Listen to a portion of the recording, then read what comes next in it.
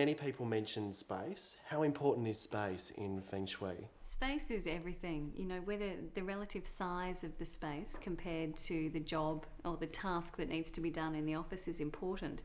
You can't have too small a space, but then again, you can't have too large a space. So when you're talking about a job, what would be an example? Space versus job.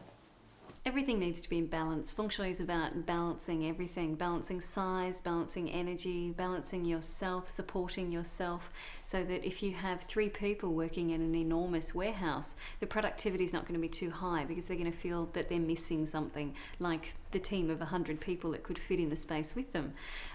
Likewise, if you have 3 people crammed into a tiny little room, there's a fine line where the balance can be created that they feel so energized and so busy with the amount of work they have, they're exploding out of the seams, and then naturally they need to then move on to a larger space, because after a while that exploding feeling will start to become annoying rather than a sense of growth, if you like. Sure. Yeah, so space is important.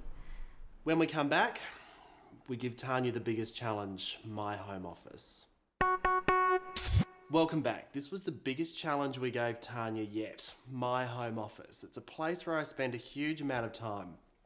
Working on weekends, working at night, and when I'm not on client site, working there during the day. Take a look.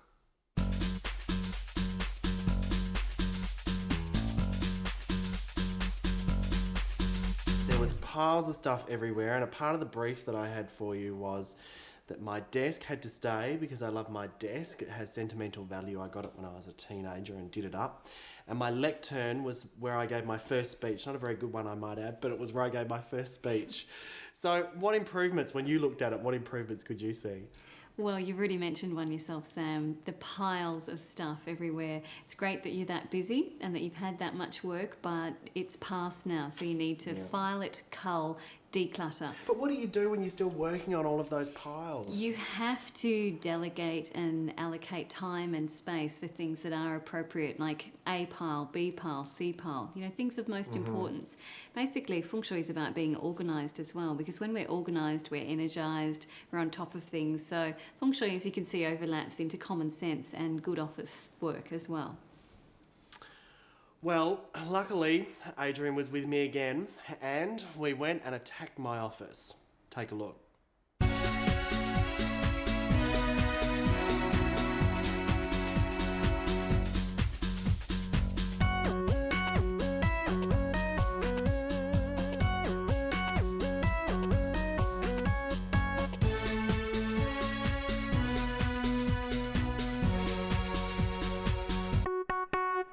Could not have done this without Adrian.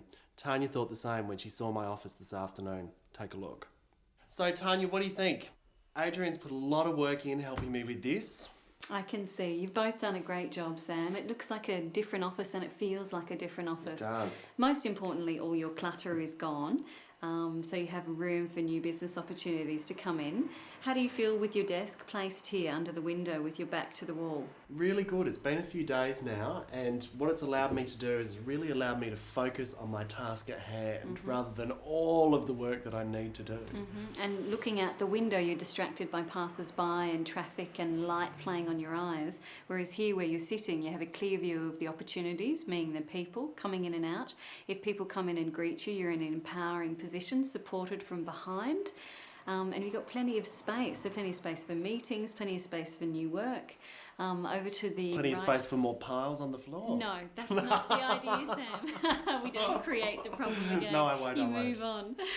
And your memorabilia, your sentimental things are over here, over in the corner where you can actually glance up on them and get a heart sensation so you feel comfortable and at home where you're working, but they're not in the way because they're not actually used. Right. This is all the stuff you need to access behind you, and you That's can just right. swing around and grab it all. You have the lovely plant up here, which is life force energy, good for oxygenating the room, which is good for your brain and thinking.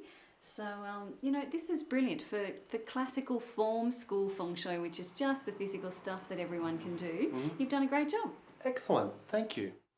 Tanya, I was really happy this afternoon that you're impressed by our handiwork.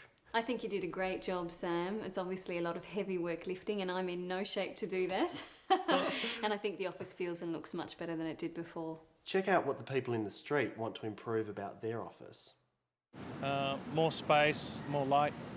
Gets a bit dark and dreary of an afternoon, so to have a bit more access to some windows and a bit of natural light. Higher barriers, so I can't hear everybody else's phone conversations. So higher barriers. Yes, so I can't see them or hear them.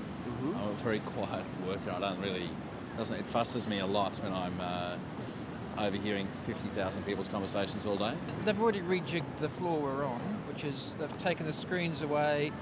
It's low-level screens. People can actually see each other sort of from a sitting down position, and you don't feel as though you're isolated. So at least there's some benefit in that score. I would move one door because it drives me crazy.